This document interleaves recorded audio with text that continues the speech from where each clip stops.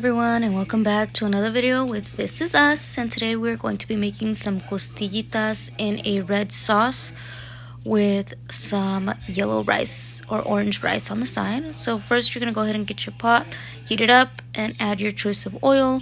Today I'm going to be making 2 cups of rice. So I went ahead and heated up my oil, then I added my 2 cups of white rice, jasmine rice. Stir it up, and while that's toasting, we're going to go ahead and put our ribs in a container and clean them. So I got 2 pounds of pork ribs and then 2 pounds of just the meat without the ribs. And you want to go ahead and fill it up, cover it with some water. And then once you cover it with water, I went ahead and squeezed 1 lime juice into it.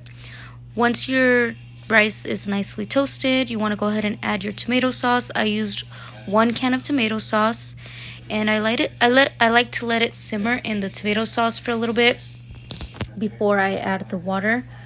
And I never really measure out how much water I add. I just add enough to cover it so that it's not too mushy when it's cooked.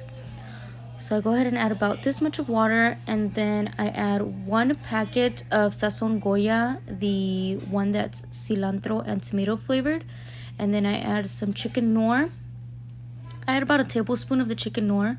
And then I also add the tomato nor suiza.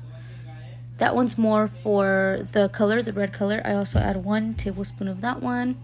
Mix it around so that the seasoning gets evenly distributed, and then I go ahead and close the lid on it and let it simmer until the rice is done. Make sure to not lift the lid.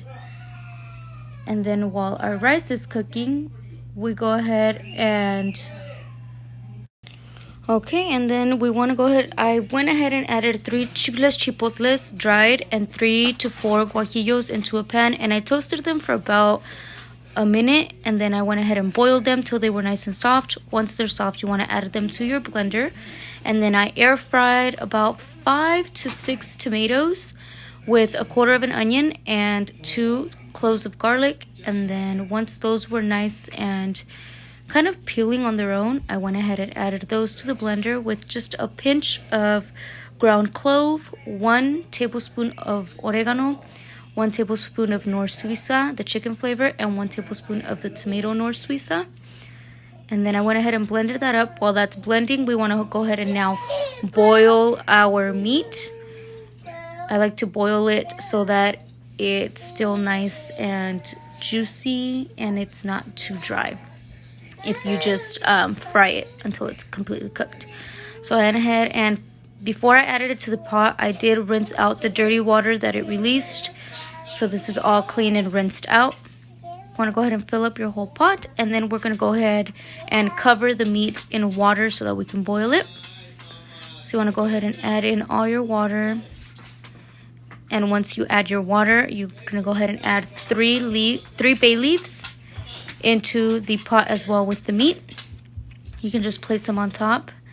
And then I seasoned it with some Himalayan pink salt. You want to be generous with the seasoning so that it has lots of flavor. Now that you add your bay leaves, you're going to go ahead and give it a mix so that everything is nice and distributed.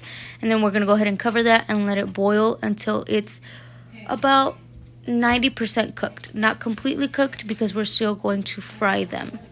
So once they're about 90% cooked, you want to go ahead and add some oil to your pan, take out the meat, and then we add the ribs back into the pan and we fry them until they're completely cooked. Once they're pretty much completely cooked, then we go ahead and add our blended sauce.